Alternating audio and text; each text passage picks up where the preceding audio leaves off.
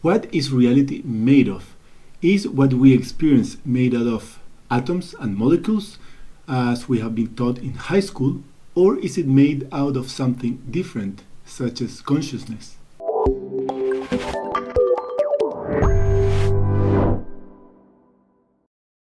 In modern science, there is this underlying assumption that space-time is at the fundamental level of creation. But if you ask mystics, who are people who have been meditating for many years and have reached a level of consciousness and a level of awareness that maybe we can even comprehend, their answer is a bit different. What they say is that everything is made out of consciousness. This means that consciousness is more fundamental than space-time. It's true that all this sounds a little bit crazy, a little bit too spiritual and religious and new age, but in particular with our education in the Western world with a scientific mindset. It's difficult to believe that what science is telling us is not maybe the closest thing we get to the truth. But there is a professor called Donald Hoffman who takes these things very seriously and is building a mathematical framework that assumes consciousness as the fundamental level of creation. Donald Hoffman works in the Department of Cognitive Sciences at the University of California. Donald Hoffman's expectation is to get theories such as general relativity or quantum physics to arise naturally from this new mathematical framework that assumes consciousness as fundamental. Donald Hoffman has published a lot of papers on the topic, but I want to focus in particular in one that he published along with Justin Mark and Brian Marion, and it's called Natural Selection and Veridical Perceptions, in which they show that natural selection doesn't favor veridical perceptions to benefit the survival of a species. In other words, they're telling us that our brain is not set up to see the truth, but it's tuned for fitness, for survival purposes. And the idea of seeing the truth or having veridical perceptions is detrimental for the survival purposes of a species. So what I want to do in this video is to use simulations in order to test his hypothesis to see how valid it is, how relevant it is, and if it can be used to actually conclude that conscious agents are at the fundamental level of creation of this universe. So, in this simulation, we have two types of entities. The orange entities, which are the ones who see the truth or the reality as it is, and the blue entities, which see either a fake reality or a simplified version of this reality. They live in a tier of energy. All the entities start with an energy of 100 units. If they go below that, they go to different tiers. For example, this is the tier of 40 to 50 units of energy. If they go above 100, they will be in this tier. So, what does reality means in this case? Reality is based on the resources or food that you can find in the environment. So here in the middle, we have white, red, and green spots. Each circle represents food, and the nutritional value of this food can go from 0 to 100. If it's 0, it's going to be white. If it's above 50, it's going to be green.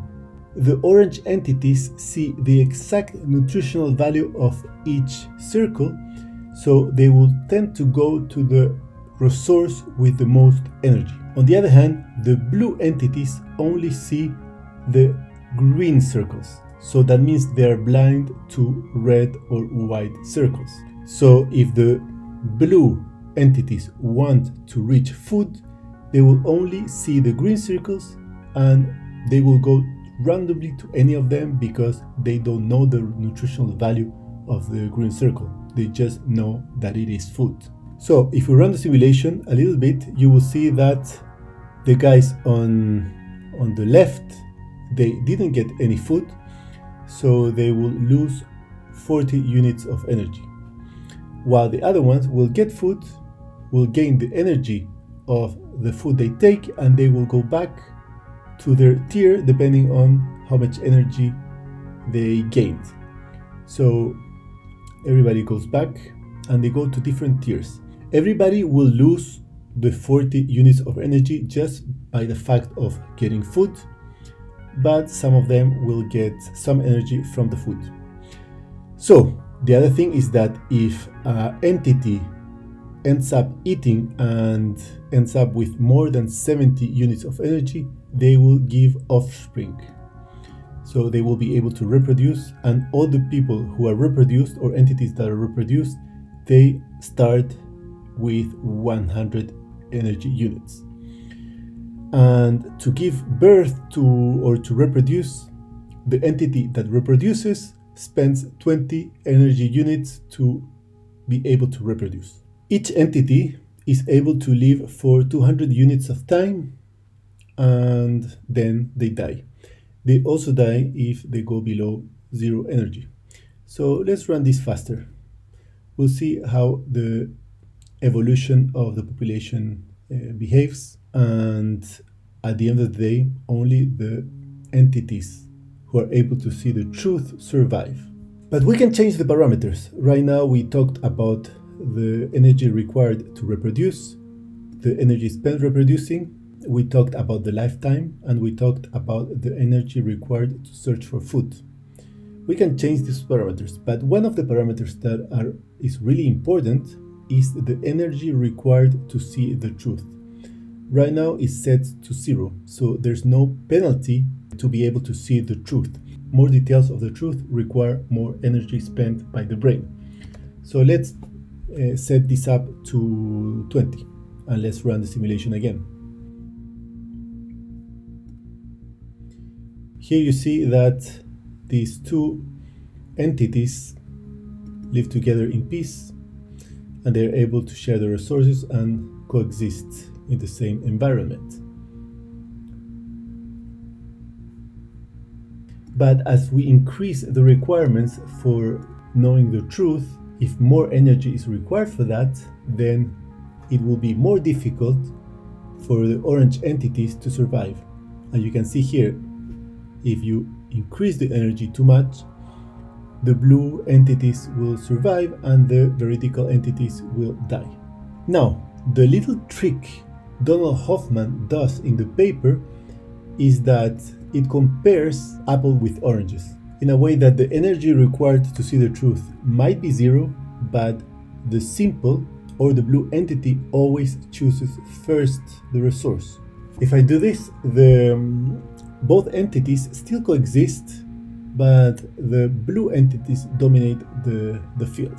There are many more blue entities than orange entities.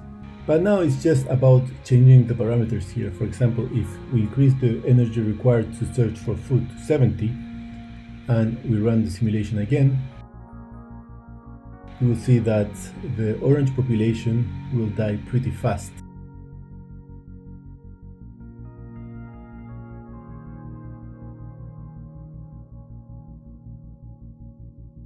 Nevertheless, if we use the same value and we allow randomly choosing who is going to choose first, then the blue guys die pretty fast. So this was a fun experiment to replicate this paper from Donald Hoffman, but what can we conclude from it? There are 3 points that I think are important to talk about.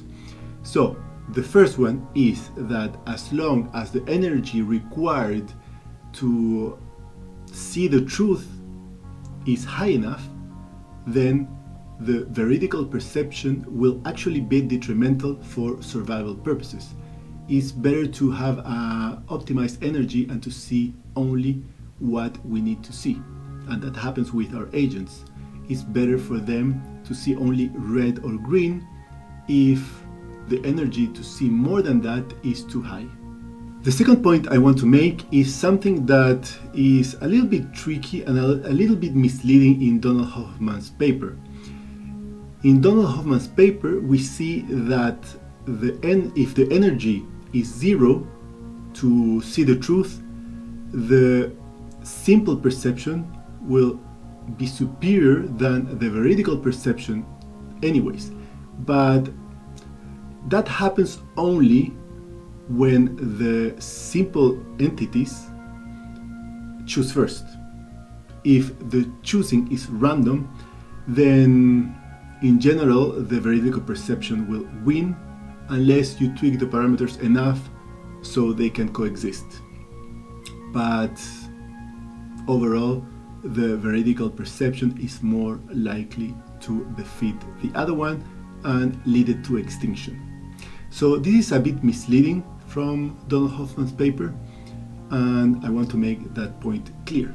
And the third conclusion is that even though we can somehow say that the simple entities are seeing red or green instead of seeing food or not food, even if we don't see the reality, or if the agents don't see the reality as it is, the reality they see is extremely correlated to the real reality. So we cannot conclude really that there is something else, such as consciousness, to be there, or some other fake reality.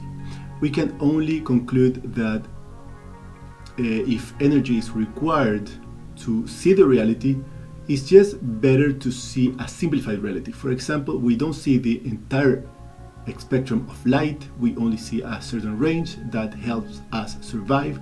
Or we don't see atoms, we only see the collection of millions and billions of molecules into a single wall or a ball or something like that, something macroscopic. But we can't say that we are not looking at the truth. There's not enough evidence for that from the paper and from the simulation we did. So that is the last important point. This was a fun experiment, and maybe I will do more of this in the future.